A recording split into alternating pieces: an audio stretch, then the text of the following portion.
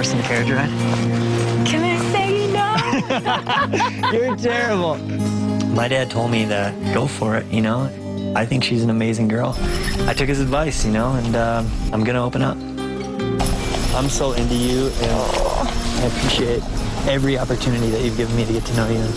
First time I kiss her, I don't want to overthink it. I just want to let it happen. Kissing's a special thing to me, and I think that's a huge part of your relationship.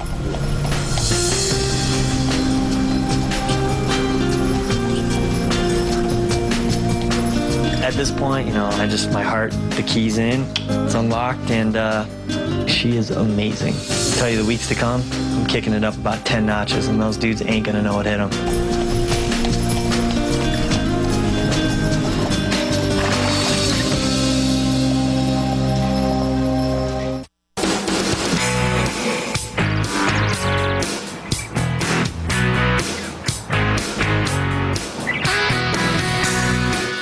I'm in Jeremy's hometown in Dallas, Texas to meet his family. I cannot wait to see Jeremy today. I hope that Jeremy is more relaxed today because the rest of the guys aren't here. It's just me and him.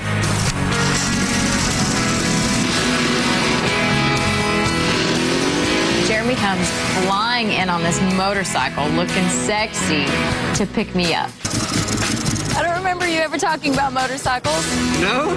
I definitely think it's hot that Jeremy rides a motorcycle. How are you? I'm good. I'm glad to be here. What do you say we go for a ride?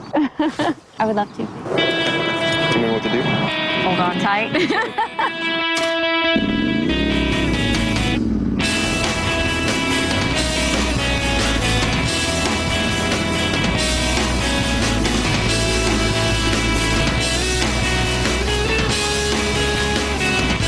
For what was supposed to be a short bike ride, but I stretched it out as long as I could because there's just something about having her behind me, arms wrapped around me.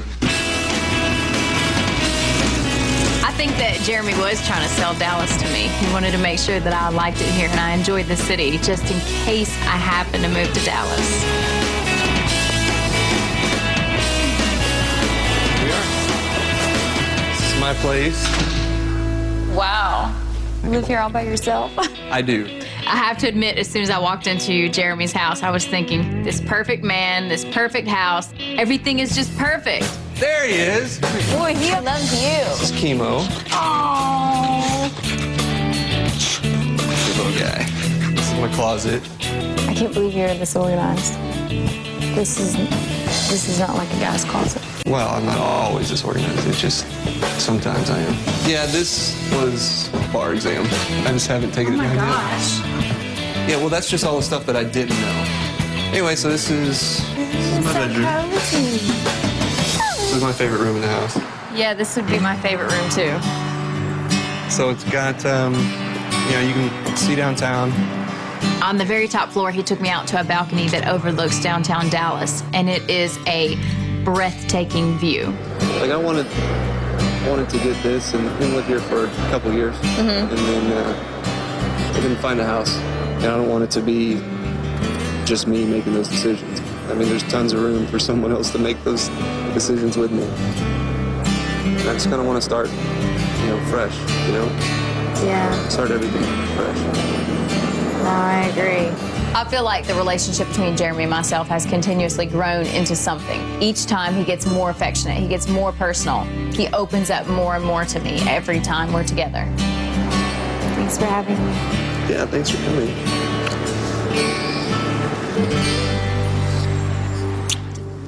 Oh my gosh. Who are all these people? That's Jason. And who is this one? This is Patrick. Y'all all look so different. Are y'all still close now? We're closer now than we were before. This afternoon, Deanna will be meeting both my brothers and my sister-in-law, Meredith.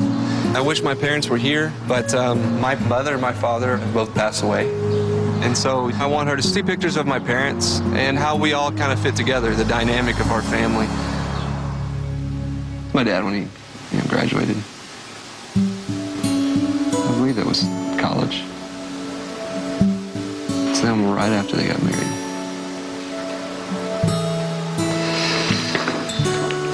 Aww. So guess which one I am? this one. Yep. You look the same. Your mom is so pretty. That's a good picture. Deanna and I, having both lost our mothers, is more than just a similarity or a bond that we have between us. It's an understanding that, you know, it's the person that brought you into this world, and it's probably the person you're most connected with, especially at a young age. It gives us a broader understanding of each other. What was she like? She spoke her mind. I mean, she reminds me a lot of you. She did not hold back. If she had something that she disagreed with, you were the first to know. She noticed that, you know, in dating and stuff, I didn't really let people get to a certain point. And so she made me promise that that I would find someone that I could, you know, really, you know, really care about, and you know, would make her proud. You know, someone that she would be proud to call her daughter-in-law. And it's just really sad because this was something that I would have really wanted her to see. You know, I would have really wanted her to meet you. You know, she got to the point where she wasn't able to speak anymore, and I was pretty much by her side, and you know, every second until she passed. It was the last like 4 or 5 days. And so I didn't really have anyone to speak to, so I kind of wrote down what I was feeling, what I was thinking about. I'll read it as long as I can. In the hospital, watching Mom slip away. Last night I said goodbye. I cried as I held her hand and told her I was sorry for everything and I loved her. She looked at the ceiling throughout my entire talk, but when I said I loved her, she squeezed my hand, she looked me in the eye, and she said she loved me. She slipped away again, and the glass sheet covered her eyes again, and she was gone. For 1 second, I knew she heard me, and she came back to let me go.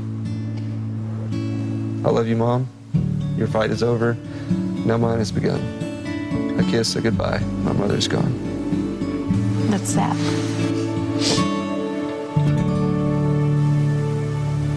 Yeah.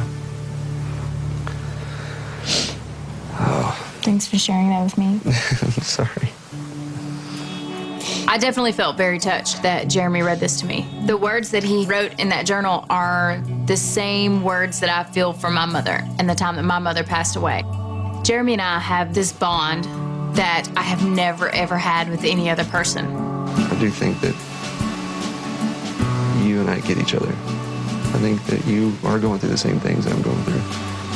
You know, I'm no expert on falling in love, so I don't know the best way to describe it. You know, I just feel extremely vulnerable, exposed. Like I've opened up parts of me that I didn't even realize I was capable of exposing. But I want you to know that you coming here isn't about, you know, so much about ending. A lot of it has to do with me trying to show you where you fit in. And so, you know, a lot of it's about like beginnings and starting over. I've not put myself out there since my mother passed away, since my dad passed away. But Deanna's step by step, just destroying that brick wall that I've built up that's taken me years and years to protect myself with. And I think it's about time. I don't just want her in my life, I need her in my life.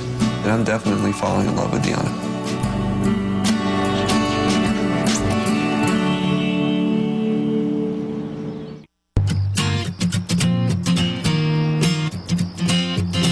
So I'll give you the inside scoop.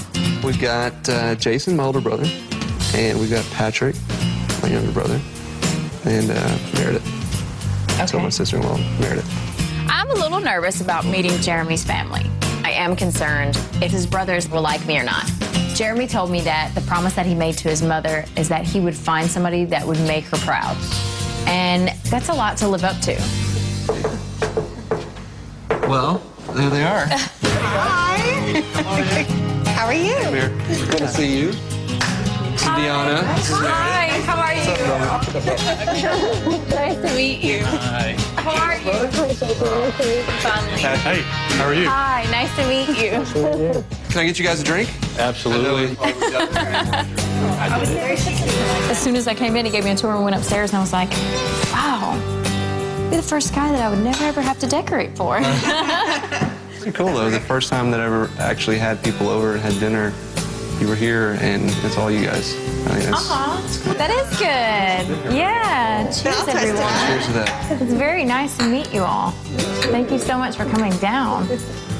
My first impression of Deanna was that she was extremely welcoming. She seemed genuinely happy to see us and meet us and get to know us.